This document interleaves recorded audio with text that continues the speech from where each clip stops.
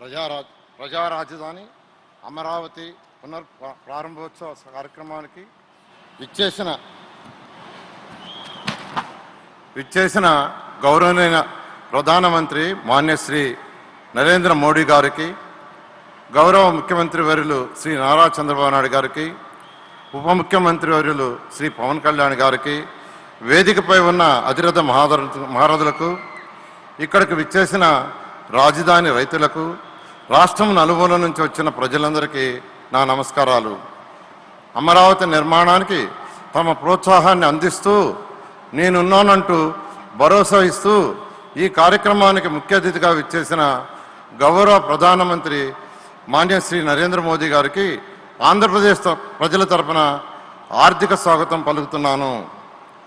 10 ఏళ్ల క్రితం అమరావతి రాజధాని ప్రధానమంత్రి నరేంద్ర మోడీ గారి చేతుల మీదుగానే పురుడు పోసుకుంది.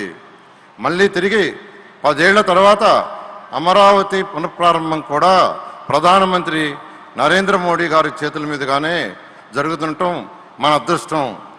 రాష్ట్ర విభజన తర్వాత గౌరవ ముఖ్యమంత్రి శ్రీ నారా చంద్రబాబు నాయుడు గారు ఇచ్చిన ఒకే ఒక పిలుపుతో ఈ ప్రాంతంలోని 29 గ్రామాల్లోని 29,373 మంది రైతులు కేవలం 58 రోజుల్లోనే ఒక్కటంటే ఒక్క సమస్య కూడా లేకుండా 34,000 ఎకరాల భూమిని అమరావతి కోసం త్యాగం చేయడం దేశ చరిత్రలోనే ప్రథమం. రైతులు చేసిన త్యాగం వెలగట్టలేనిది.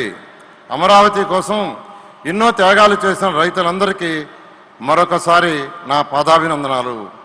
ప్రపంచంలోనే టాప్ 5 రాజధానిలో అమరావతిని ఒక రాజధానిగా నిర్మించాలనే లక్ష్యంతో 2014-19లోనే 41,000 కోట్ల విలువైన పనులు ప్రారంభించాం. దాదాపు 9,000 కోట్ల విలువైన పనులు పూర్తి చేశాం. గత ప్రభుత్వం నిర్వాహకంతో గడిచిన 5 ఏళ్లలో రాజధాని నిర్మాణ పనులు పూర్తిగా నిలిచిపోయినాయి. అధికారంలోకి వస్తే అమరావతిని పూర్తి చేస్తామని కూటమి పార్టీల తరఫున ఎన్నికల ముందు చెప్పాం.